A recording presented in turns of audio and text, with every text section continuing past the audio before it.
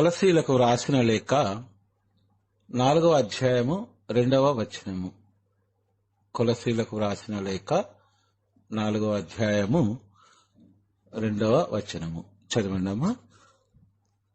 ప్రార్థనను పట్టుదలతో చేయుడు, ప్రార్థన చేయునప్పుడు జాగరూకతతో ఉండుడు, దేవుని ఎడల భావము కలిగి. చాలమ్మా.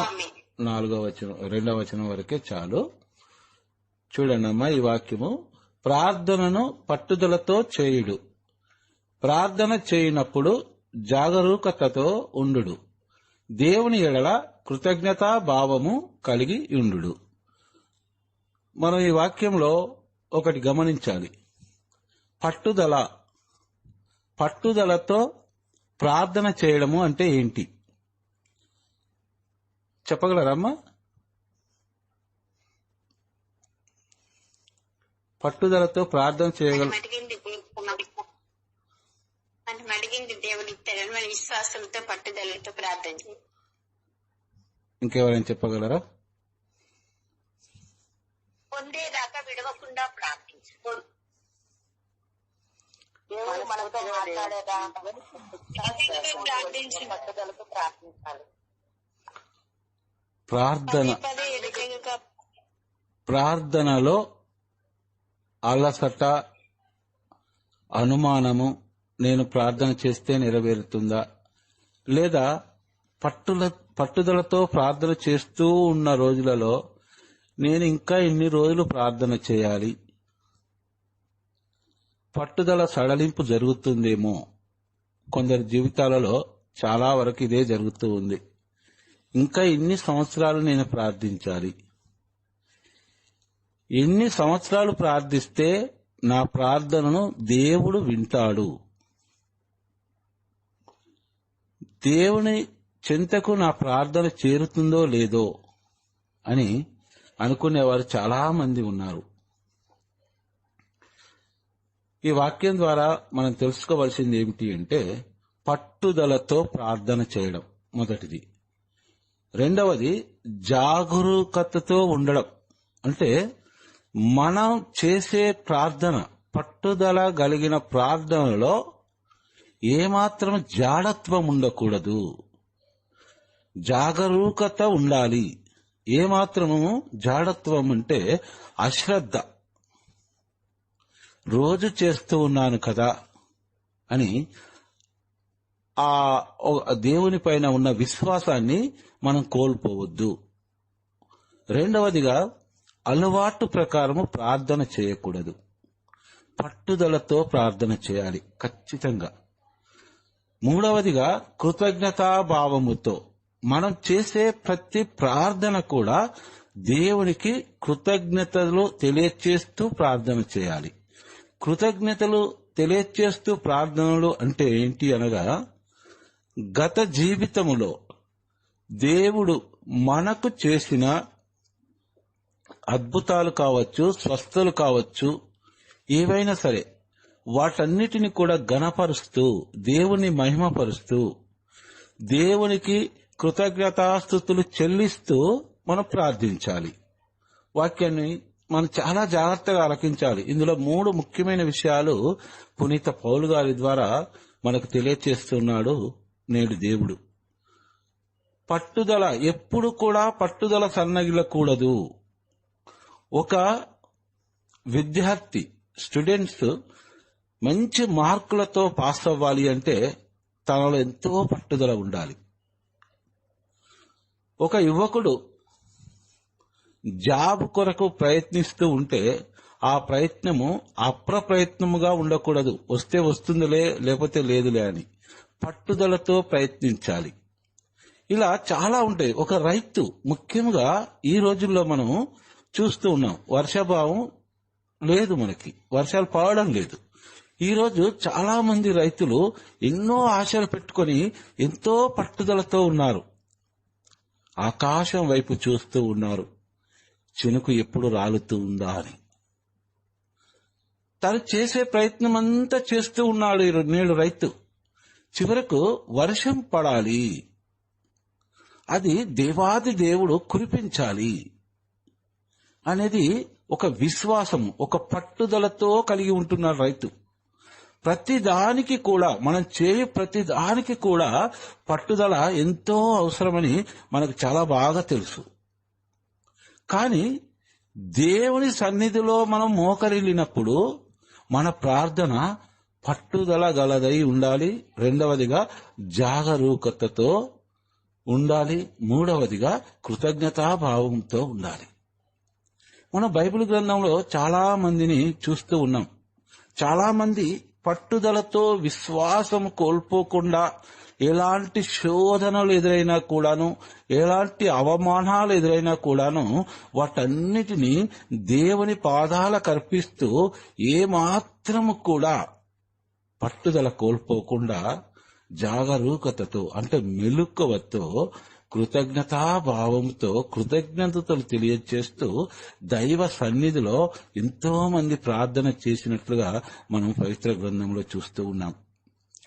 చాలా మంది చాలా సంవత్సరాలుగా చేసేవారు వారిని కూడా మనం పవిత్ర గ్రంథంలో చూస్తూ ఉన్నాం. రక్తస్రావ రోగి 12 సంవత్సరాల నుంచి నరక యాతన అనుభవిస్తూ ఉంది. తనకున్న సమస్తాన్ని మొత్తము కూడా వైద్యానికని తాను వెచ్చిస్తూ ఉంది. అయినా కూడా ఏమాత్రము కూడా తనలో మార్పు రాలేదు.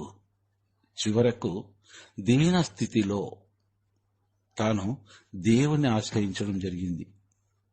ప్రియ దైవబిడ్డలారా, ఈ విధంగా బైబిల్ గ్రంథంలో మనం చూసినట్లయితే 38 సంవత్సరాలు కోనేటి వద్ద పక్షవాత రోగి ఆ నీటి కదిలినప్పుడు నన్ను ఆ నీటిలో ఎవరు దించుతారా అని నిరీక్షించిన రోజులు ఎన్నో రోజులుండవచ్చు. పట్టుదలతో ప్రార్థన ఎన్నో సంవత్సరాలు చేసి ఉండవచ్చు తన 38 సంవత్సరాల నిరీక్షణ జీవితంలో. ఇలా చాలా ఉన్నాయి బైబిల్ గ్రంథంలో.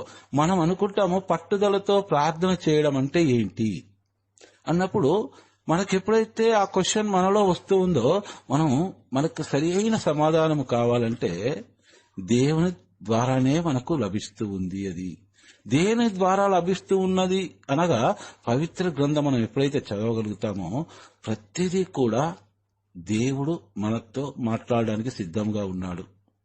ఈరోజు చాలా మంది ఉన్నారు.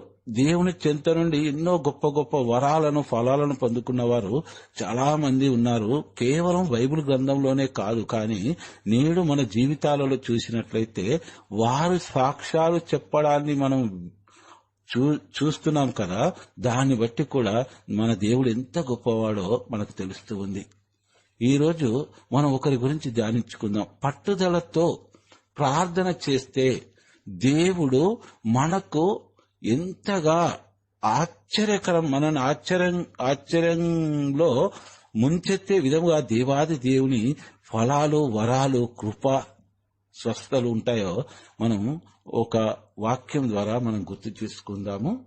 చూడండమ్మా, 1 సామువేలు గ్రంథము 1వ అధ్యాయము 9వ వచనము 10వ వచనము చదవండి. 1 సామువేలు గ్రంథము 1వ అధ్యాయము. భోజనము ముగించిన పిమ్మట అన్న ప్రభు మందిరము ప్రవేశించెను.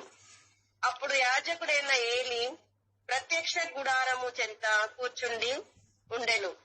అన్న హృదయ వేదనతో కన్నీరు మున్నీరుగా వేడ్చుచు ప్రభువును ప్రార్థించెను.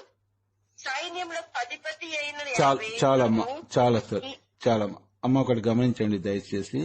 నేను ఎన్ని వాక్యాలు చదవమంటే అన్ని వాక్యాలు మాత్రమే చదవాలమ్మా. ఇది మాత్రం జాగ్రత్తగా మీరు గమనించండి. ఈ హన్నా గురించి మనకు చాలా బాగా తెలుసు. చాలా సార్లు ఈ వాక్యాలు మనం చదివి ఉన్నాము, లేదా గురువులు మనకు వాక్యాన్ని ప్రసంగించినప్పుడు మనం విని ఉన్నాం కూడా. వారు శిలో వద్ద బలి అర్పించి భోజనము భుజించిన పిమ్మట మరియు పానీయము సేవించిన పిమ్మట హన్నా లేచి యాజకుడైన ఏలి ఆలయ స్తంభము చెంత ఆసీనుడై ఉండగా హృదయ వేదనతో ఆమె కన్నీరు మున్నీరుగా ఏడ్చుచు ప్రభువును ప్రార్థించెను. మన పై వాక్యాలను గనక చూసినట్లయితే ఎల్కానా, పెనిన్నా, హన్నా. ఎల్కానాకు 2 భార్యలు. ఇది మనందరికి కూడా ఈ స్టోరీ బాగా తెలుసు. ఆయన ఒకసారి మీకు గుర్తు చేయాలనుకుంటున్నాను. అందులో పెనిన్నాకు సంతానం ఉంటుంది, హన్నాకు సంతానం ఉండదు. హన్నాకు సంతానము కలగకపోయినా కూడా ఎల్కానా ఎంతో ప్రేమగా చూసుకుంటూ ఉంటాడు. అయినా కూడాను ఆమెకి ఒకే ఒక లోటు, నాకు దేవుడు సంతానం ఇవ్వలేదు అనే బాధ ఆమెలో ఉంది. అంతేకాకుండా తన తోటి సోదరికి సంతానం ఇచ్చి నాకు ఇవ్వలేదు అనే బాధలో కంటే కూడా ఆమెకు తన సోదరి అనగా తన భర్త యొక్క మరొక భార్య సూటిపోటి మాటలతో అవమానిస్తూ ఆమెను ఎంతగానో ఇబ్బంది పెడుతూ ఉంటుంది. ఆ రోజుల సంప్రదాయ ప్రకారముగా ఎవరికైతే సంతానం ఉందో వారికి 2 భాగాలు ఇచ్చేవారన్నమాట. సంతానం లేని వారికి 1 భాగం ఇచ్చేవారు. ఇలా ఆమె నరకయాతన అనుభవిస్తూ ఉంది హన్నా. అంతే కదమ్మా? పెనిన్నా, ఎల్కానా, హన్నా, అంతే కదా? నేను చెప్పిన పేర్లు కరెక్టేనా? చెప్పండి అమ్మా ఎవరన్నా. ఓకే అమ్మా. వీరు ప్రతి సంవత్సరం కూడా షిలోను దేవాలయానికి వెళ్తూ ఉన్నారు. ఎందుకు వెళ్తూ ఉన్నారు? అక్కడికి బలి అర్పించడానికి. వీరే కాదు, ఇజ్రాయేల్ ప్రజలు ఎవరైనా కూడా ఎచ్చటనున్నా కూడా వారు ఆ దేవాలయానికి వెళ్ళాలి సంవత్సరానికి 1 మారుగా. అదే విధంగా ఎన్నో సంవత్సరాల నుంచి వెళ్తూ ఉన్నారు. ఈ అన్న ఒక కోరిక ఏంటి అంటే, పట్టుదల కలిగిన కోరిక ఏంటి అంటే సంతానం కావాలి. ఈ గొడ్రాలు అనే పేరు నా నుండి తీసివేయాలి దేవుడు అని పట్టుదలతో ప్రార్థన కొన్ని సంవత్సరాలుగా చేస్తూ ఉండవచ్చు అన్న. ఆమె చేస్తున్న ప్రార్థనలో ఎప్పుడు కూడా విసుగు చెందలేదు. ఎన్ని అవమానాలు ఎదురైనప్పటికీ కూడాను తాను ఎప్పటికీ కూడా విసుగు చెందలేదు. పట్టుదలతో దేవుణ్ణి అడుగుతూ ఉంది. గత జీవితంలో తనకు చేసిన అద్భుతాలు కావచ్చు, లేకపోతే తనని ఆదుకున్న విధానాన్ని కావచ్చు, తన కుటుంబాన్ని కావచ్చు, కాపాడుతున్న విధానాన్ని కావచ్చు, దేవునికి ఎన్నో కృతజ్ఞతాస్తుతులు చెల్లిస్తూ ఉన్నప్పటికీ కూడా ప్రభువా నాకు నీవు సంతానం ఇవ్వాలి అనేది ఆమె ప్రార్థన అంతయు కూడా అదే. ఎందుకంటే మనం గమనించవచ్చు ప్రియ దైవబిడ్డలారా, ఆమె ఎన్ని అవమానాలు పొందుతూ ఉందో నేటి రోజుల్లో కూడా మనం చూస్తూ ఉండొచ్చు. కేవలం ఇక్కడ వాక్యాన్ని బట్టి చూస్తే సంతానం లేని వారే ప్రార్థించాలా అని కాదు, కానీ ఎవరైనా కూడాను అవమానంలో మునిగినప్పుడు, కోలుకోలోని దెబ్బ మీద దెబ్బ మనకు తలుగుతూ ఉన్నప్పుడు, మన పరిస్థితి రోజు రోజుకి దిగజారిపోతూ ఉన్నప్పుడు మనము మన పరిస్థితులు ఎంతగా దిగజారిపోతూ ఉంటాయో మనం అంతగా పట్టుదలతో ప్రార్థించాలి. హన్నాలా ప్రార్థించాలి. ఇక్కడ వాక్యాన్ని బట్టి చూస్తే దేవాలయానికి వెళ్లి వారు బలులు అర్పించిన పిమ్మట, భోజనం చేసిన పిమ్మట, పానీయము భోజనం సేవించిన పిమ్మట హన్నా ఏమి చేస్తూ ఉందంటే, యాజకుడైన ఏలీ ఆలయ స్తంభం చెంత ఆసీనుడై ఉండగా, ఏలీ ప్రధాన యాజకుడు, రెండవదిగా న్యాయాధిపతి అలనాడు ఇజ్రాయేల్ ప్రజలకు. 40 సంవత్సరాలు యాజకుడిగాను న్యాయాధిపతిగాను ఉన్న వ్యక్తి, గొప్ప వ్యక్తి ఏలీ. అతడు ప్రజల తీర్పుకై ఈ ఆలయ స్తంభము చెంత ఆసీనుడై ఉండగా, ఆ సమయంలో హృదయ వేదనతో వాక్యాన్ని గమనించండి ప్రియ సోదరులారా, హృదయ వేదనతో హన్నా కన్నీరు మున్నీరుగా ఏడ్చుచు ప్రభువును ప్రార్థించుచుండెను. ప్రభును ప్రార్థించడము ఏలీ గమనిస్తూ ఉన్నాడు, హన్నాను గమనిస్తూ ఉన్నాడు. కన్నీరు మున్నీరుగా ఏడుస్తూ ఉంది. ప్రభువును వేడుకుంటూ ఉంది, వేడుకుంటూ ఉంది. అప్పుడు చూడనమ్మా 11వ వచనం మరియు 12వ వచనం చదవండి. ప్రభు, ఈ దాసురాలి బాధను పరికింపుము, ఈ దాసురాలిని జ్ఞప్తి అందుంచుకొనుము, నాకొక మగబిడ్డను అనుగ్రహింపుము. ఆ శిశువును ఆ మరణాంతము నీకే సమర్పించుకుందును. మంగలి కత్తి అతని తల వెంట్రుకలు తాకదు అని మ్రొక్కుకొనెను. అన్న ఈ రీతిగా ప్రభువు ఎదుట ప్రార్థించుచుండగా ఏలి ఆమె ముఖమును పరిశీలించుచుండెను. ఆమెన్. ప్రార్థన విధానాన్ని మనం నేర్చుకోవాలి. ఇక్కడ పట్టుదలతో ప్రార్థన ఎలా చేయాలో ఆ విధానం నేర్చుకోవాలి. ఈ రోజు మనం అన్నా చేసినట్లుగా కాదు, అన్నా చేసినట్లుగానే మనం చేయాలంటే మన కష్టాన్ని బట్టి, మన వ్యాధిని బట్టి, మన ఇబ్బందిని బట్టి, ఇవి మనకు చాలా ఉంటాయి. ఈ ప్రపంచంలో మనం జీవిస్తూ ఉన్నామంటే మనము ఒక వలలో లేదా ఒక సుడిగుండంలో లేదా ఒక ఊబిలో ఉన్నట్టుగా ఉంటుంది మన జీవితాలు కొన్ని. అప్పుడు పట్టుదలతో ప్రార్థించాలి. ఆ పట్టుదల గల ప్రార్థన ఎలా ఉంటుందో అన్నా చేస్తున్న ప్రార్థనను బట్టి మనం గమనించవచ్చు. ప్రియ దైవ బిడ్డలారా, ఏమని ప్రార్థిస్తుందో చూడండి. సైన్యములకు అధిపతి అయిన యావే ప్రభువు, ఈ దాసురాలి బాధను పరికింపుము, ఈ దాసురాలి బాధను వినుము, చూడుము. పరికింపుమనగా చూడుము. ఈ దీనురాలిని జ్ఞప్తి అందుంచుకొనుము. ప్రార్థన ఏ విధంగా చేస్తున్నారో చూడండి, మనం ఆలకించాలి. మనం ఈరోజు మనకి తెలియకపోయినా కూడా పవిత్ర గ్రంథమును ఒకసారి చూసినట్లయితే దేవుడే మనకు తెలియచేస్తాడు మనం ఏ విధంగా ప్రార్థన చేయాలో. దేవునికి ఇష్టమైన ప్రార్థన ఎలా ఉంటుందో ఆయననే మనకు తెలియచేస్తాడు. ఈ దీనురాలిని జ్ఞప్తి అందుంచుకొనుము, నీ దాసురాలైన నాకొక మగబిడ్డను అనుగ్రహింపుము. ప్రార్థనలు ఏమని కోరుకుంటూ ఉంది? మగబిడ్డ కావాలి. సంతానం అంటే ప్రభువా నేను గొడ్డురాలును అనే ఈ అపవాదును తీసివేసుకోవడం కొరకు నాకు ఏదో ఒక సంతానం కలిగించని అడగడం లేదు. దేవుణ్ణి అడిగే హక్కు మనకుంటుంది. దేవుడి ప్రేమ మనపై కురిపించి మనకు తన వరాన్ని ఇచ్చే దీనత్వంలో అడుగుతున్న మనకు తన వరాన్ని ప్రేమగా ఇచ్చే దేవుడు మనకున్నాడని మనం గ్రహించాలి. అదే నమ్మకంతో, అదే విశ్వాసముతో, అదే పట్టుదలతో అడుగుతూ ఉంది. హన్నా ఏమని అడుగుతుంది? నాకొక మగబిడ్డ కావాలి ప్రభువా, నేను గొడ్రాలని ఈ అపవాదు పోగొట్టుకోవడానికి నాకు ఏదో ఒక సంతానాన్ని, ఆడబిడ్డ అయినా సరే మగబిడ్డ అయినా ప్రసాదించు అని ప్రార్థనలు వేడుకోవడం లేదు దేవుణ్ణి. నాకు మగబిడ్డనే కావాలి. ఆ శిశువును ఆ మరణాంతరము నీకే సమర్పించుకొందును. నాకు నీవు బిడ్డను ప్రసాదించు, ఆ బిడ్డను తిరిగి నీకే ఇస్తాను. చూడండి ఎంత గొప్ప ప్రార్థన. లేక కలుగుతున్న, సంవత్సరాల తర్వాత కలుగుతున్న, అందరి చేత చీదరించుకొని గొడ్రాలని అవమానం పొందుతున్న ఆ యొక్క హన్నా చేస్తున్న ప్రార్థన చూడండి. నాకొక మగబిడ్డను ప్రసాదించు తండ్రి, ఆమరణాంతరం అంటే ఎప్పటికీ కూడాను నా బిడ్డను నీకు సమర్పించుకుందును. చాలా గొప్ప ప్రార్థన ఇది. క్షురకత్తి అతని తల వెంట్రుకలు తాకదు అని మొక్కుకొనెను.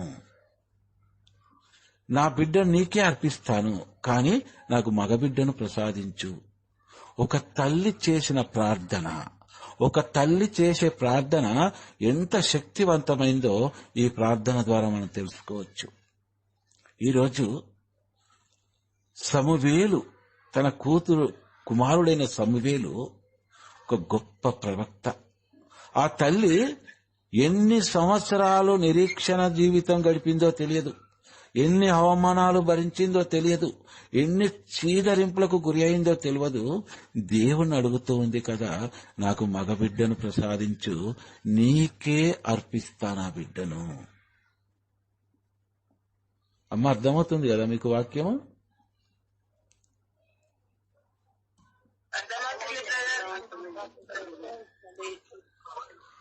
ఆ తల్లి ప్రార్థన ఎన్ని సంవత్సరాలు చేసి ఉంటుందో మనకు దేవుడు తెలియపరచలేదు, కానీ ఇది ఒక రోజులో జరిగింది కాదు. తను కన్నీరు మున్నూరుగా ఏకధాటిగా ఏడవడము అనే వాక్యములో మనం గమనించవచ్చు. అలాంటి రోజులు ఎన్ని రోజులు గడిపి ఉంటుందో అన్న. హన్నా ఈ రీతిగా ప్రభు ఎదుట ప్రార్థించుచుండగా యాజకుడైన ఏలి ఆమె ముఖమును పరిశీలించి చూస్తూ ఉన్నాడు.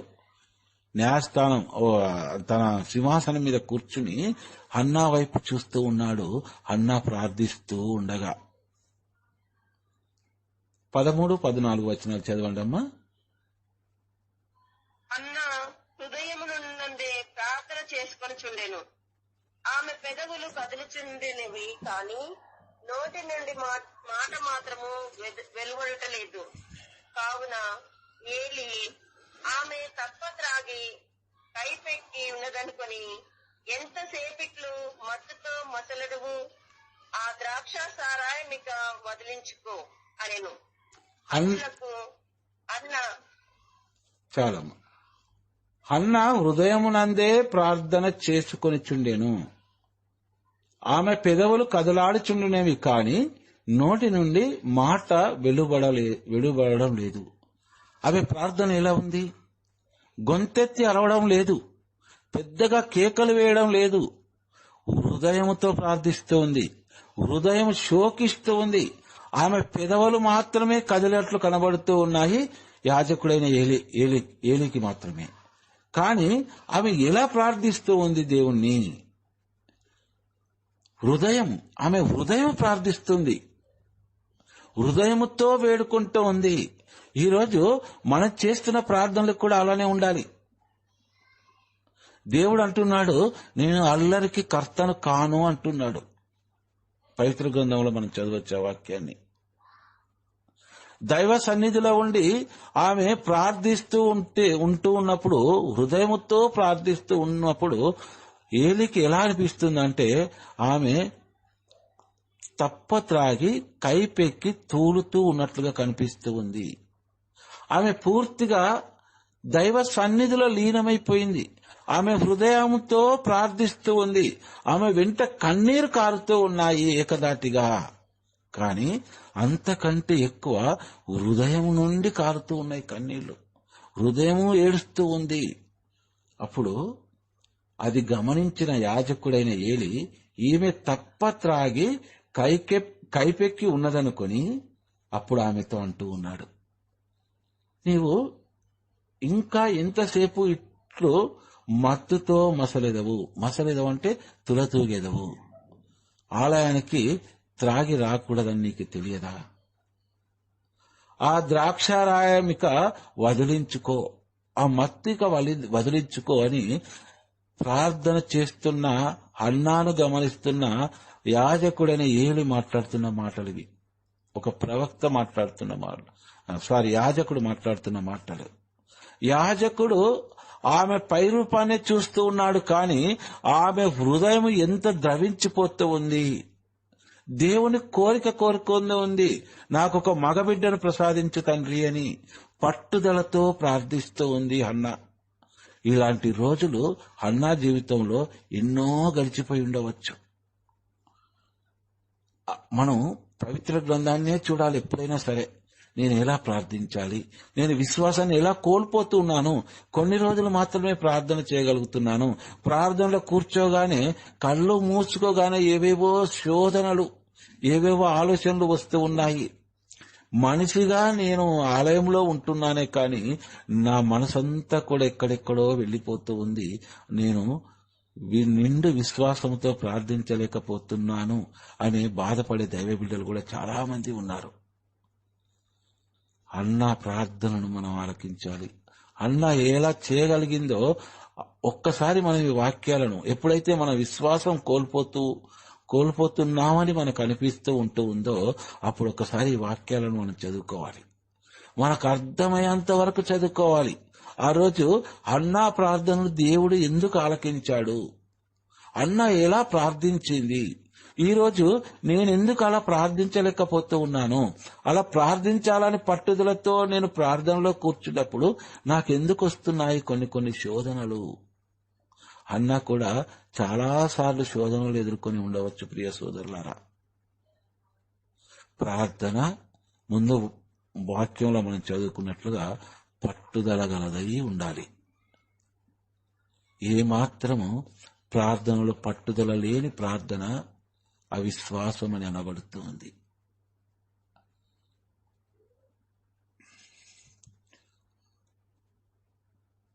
పదిహేను 16 చదువమ్మా. నేను తీరని వేదనను బాధపడుచున్నాను. నీవు అనుకున్నట్లు నేను ద్రాక్ష సారమును గాని పైకెక్కించు మత్యమును గాని సేవింపలేదు. ఇంతవరకును ప్రభు ముందు మనము విప్పి మాట్లాడుచున్నాను అంతే. ఈ దాసరాల్ని పలికి మాలదని భావింపవలదు. మిగిలిన కోపతాపములతోనూ హృదయంను బద్దలైపోచుండగా ఇంతసేపు ప్రభు ఎదుట మాట్లాడుచుంటేనే గాని వేరేమీ గాను ఇవి ప్రత్యుత్తరం ఇచ్చెను. ఆమేన్. అన్న ఎప్పుడైతే ఏలి ఆ మాట అన్నాడో, నీ మత్తును వదిలించుకో అన్నప్పుడు అన్నకు చాలా బాధేసింది. ఎందుకంటే ఆనాటి ఇజ్రాయేలు ప్రజలు, అయ్యా నేను తీరని వ్యతతో బాధపడుతూ ఉన్నాను. ఏమంటూ ఉంది? యాజకునితో ఏమంటుంది? తీరని వ్యత. ఈ ఒక్క మాటను మనం అర్థం చేసుకోవచ్చు ప్రియ దైవబిడ్డ.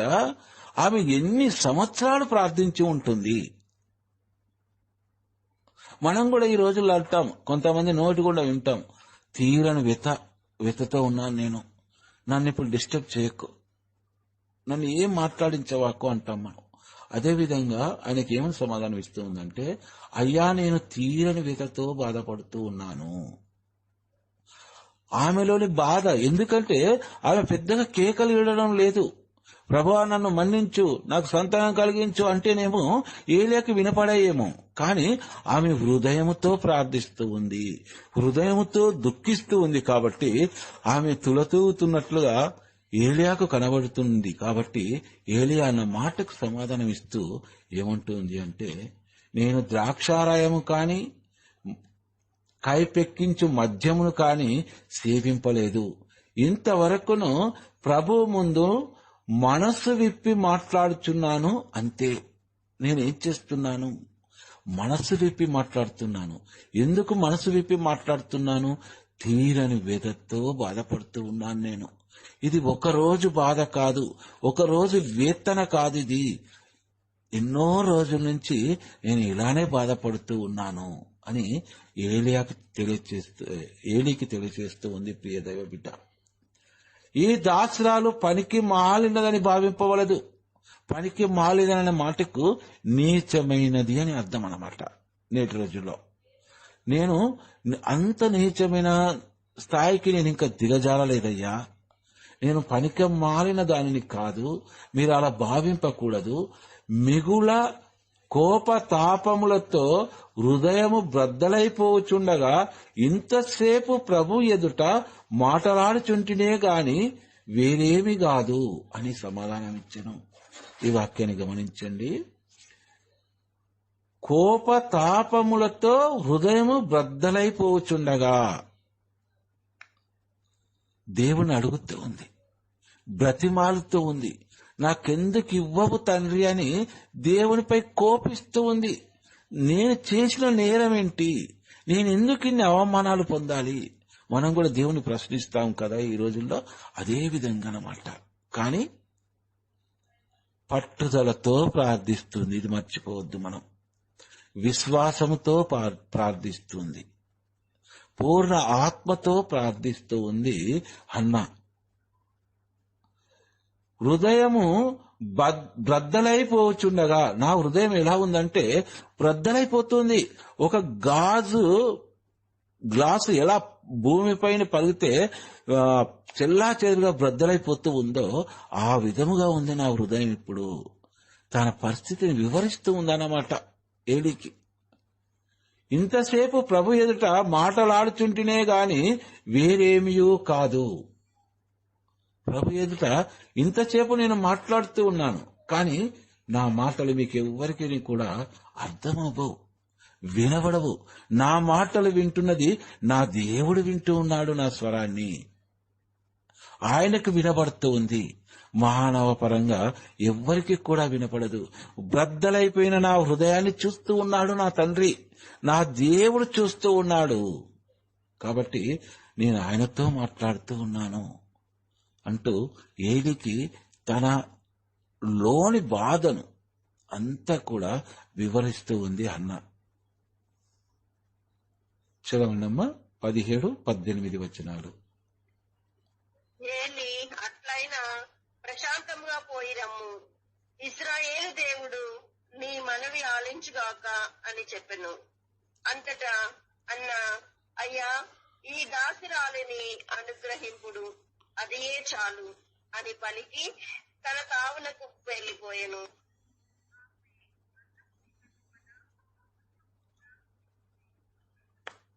ఆమేన్. చాలమ్మా.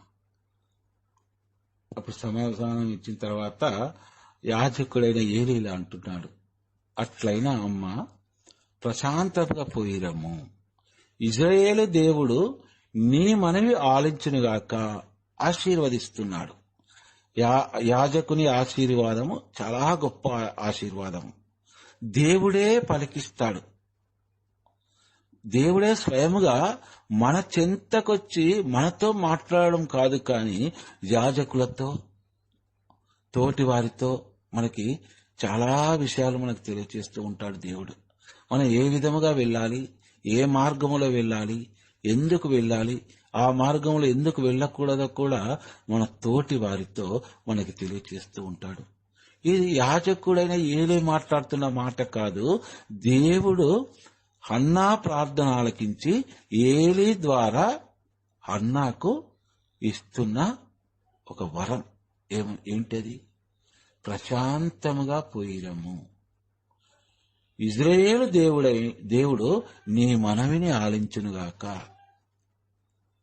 అందుకే మనం గురువుల దగ్గరకు వెళ్లి వాళ్ళ యొక్క ఆశీర్వాదాలు మనం తీసుకోవాలి. ఇది ఎప్పటికీ కూడా మనం మర్చిపోకూడదు. గురువు మనం వెళ్లి మా గురించి ప్రార్థించండి ఫాదర్ అని అడగడం కాదు. మన శిరస్సు పైన వారి హస్తం నుంచి మన కొరకు ప్రార్థించాలి. వారి ఆశీర్వాదాలు చాలా గొప్పవన్నమాట.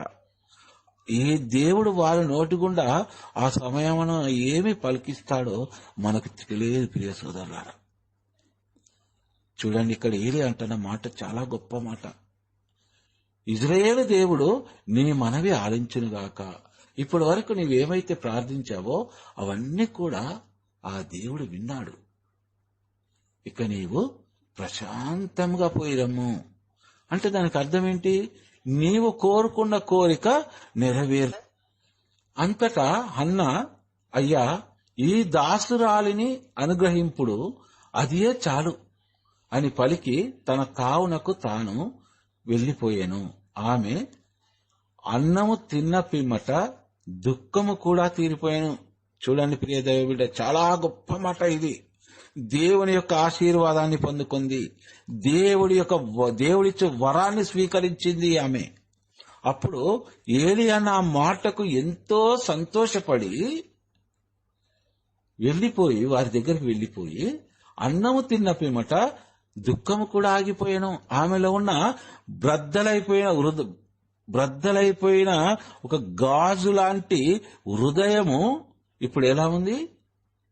తనలోని వ్యతంతా తీరిపోయింది, తనలోని దుఃఖమంతా తీరిపోయింది ఒకే ఒక మాటకు. అది హన్నాకు దేవుడు హన్నా ద్వారా పలికించిన మాట అన్నమాట. అది చాలు. ఈ దాసురాలు ఏముంటుందయ్యా, ఈ దాసురాలిని అనుగ్రహింపుడు అదే చాలు అని పలికి తన తావునకు తాను వెళ్లిపోయాను. దేవుని వరాన్ని, ఆ ఫలాన్ని నిండుగా పొందుకొని తన పెనిమిటి దగ్గరికి వెళ్లి కడుపార భుజించింది. ఎన్ని సంవత్సరాలైందో ఆ తల్లి భుజించక. వాక్యాన్ని మనం లోతుగా ధ్యానించాలి ప్రియ దైవ బిడ్డ. తర్వాత దుఃఖము ఆగిపోయింది అనే మాటకు, తీరిపోయింది అనే మాటకు ఆమెలో సంతోషం వచ్చింది అని. ఏ ప్రార్థనైనా కూడాను మనం పట్టుదలతో చేయాలే కాని వృధా అవ్వదు. ఎట్టి పరిస్థితిలో వృధా అవ్వదు ప్రియ సోదరులారా. కాబట్టి ఈ వాక్యాలను బట్టి మనం ఏం నేర్చుకోవాలి? అన్నా ప్రార్థన బట్టి దేవుడు మనకేమి నేర్పిస్తున్నాడు, మనల్ని ఎలా ప్రార్థన చేయమంటున్నాడు అనేది హన్నా ప్రార్థన మన జీవితాలలో ఎంతో ముఖ్యం. నేటి రోజుల్లో మనం ఎన్నో సమస్యలు ఎదుర్కొని ఉంటున్నాం, ఎంతో ఇబ్బందులు పాలవుతూ ఉన్నాం. ఒక్కొక్కసారి ఈ జీవితం ఎందుకు అనిపిస్తుంది. అప్పుడు ఈ వాక్యాలను ఒక్కసారి తీసి నీవు చదివినట్లయితే అన్నా హృదయం ఏ విధముగా అయితే దుఃఖము తీరిపోయి సంతోషంతో నింపబడుతూ ఉందో, మనందరి హృదయాలు కూడా దేవుడు అలా సంతోషంతో నింపుతాడని పట్టుదలతో ప్రార్థన చేస్తున్న ప్రతి బిడ్డకు కూడా దేవుడు గొప్ప వరాలు ఇస్తాడని గుర్తుంచుకోవాలి ప్రియ సోదరులారా. చివరిగా 2 వాక్యాలు చదివి ముగించుకుందాము. కొలసీలకు రాసిన లేఖ 2వ అధ్యాయము 6-7 వచనాలు. కొలసీలకు రాసిన లేఖ 2వ అధ్యాయము 6వ వచనము మరియు 7వ వచనము. మీరు యేసుక్రీస్తును ప్రభువుగా స్వీకరించితిరి కనుక ఆయన సహచర్యములలో ఉండుడు. ఆయనను ఆధారముగా చేసుకుని మీ జీవితమును నిర్మించుకొనుడు. మీకు బోధించిన విధముగా విశ్వాసమును నానాటికి పెంపొందించుకొనుడు. కృతజ్ఞతలయుండుడు. ఆమేన్. మీరు యేసుక్రీస్తును ప్రభువుగా స్వీకరించితిరి కనుక, మనమందరము కూడా యేసుక్రీస్తును మనం ప్రభువుగాను రక్షకుడుగాను మనం స్వీకరించామా లేదా? ఈ రోజుల్లో చెప్పండమ్మా. అందరం కూడా స్వీకరించాం. కాబట్టి ఆయన సహచర్యములో ఉండాలి మనం. పౌలు గారు ఏమంటున్నాడు? క్రీస్తును ప్రభువుగా స్వీకరించిన ప్రతి వ్యక్తి కూడాను క్రీస్తులో సహచర్యములో ఉండాలి.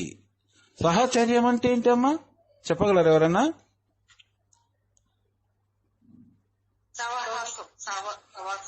ఆయనతో సహవాసం కలిగి ఉండాలి మనం. ఆ సహవాసము మనం విడవకూడదు. ఎందుకు విడవకూడదు? మనం క్రీస్తుని మన రక్షకుడిగా అంగీకరించాం కాబట్టి. రక్షకుడు అంటే ఏంటి? రక్షకుడు ఏం చేస్తాడు? మనకు అగ్ని కంచెవలే ఉంటాడు. ఏదైనా కూడా ఆయన మీద మనం భారం వేసినట్లయితే ప్రతిదీ కూడా ఆయననే చూసుకుంటాడు అనే గొప్ప నమ్మకము, విశ్వాసం మనకు కలగాలి. ఆయనను ఆధారముగా చేసుకొని మీ జీవితమును నిర్మించుకొనుడు. యేసు ప్రభు పైనే పూర్తిగా ఆధారపడాలి.